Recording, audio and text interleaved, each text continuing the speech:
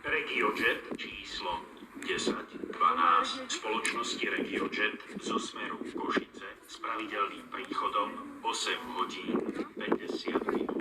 Smer Poprad Tatry, Štrba, Liptovský Mikuláš, Ružomberok, Vrútky, Žilina, Čadca, Český Tešín, Ostrava hlavní nádraží, Hranice na Moravie, Olomouc hlavní nádraží, Česká Třebová a Praha hlavní nádraží s pravidelným odchodom 8 hodín 52 minút.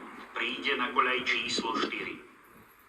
Za Rušňom sú radené vozne druhej triedy číslo 1, 2 a 3. V zadnej časti vlaku sú radené vozne prvej triedy číslo 4 a 5. Na konci vlaku je radený vozeň druhej triedy z kupé pre cestujúcich s deťmi číslo 6.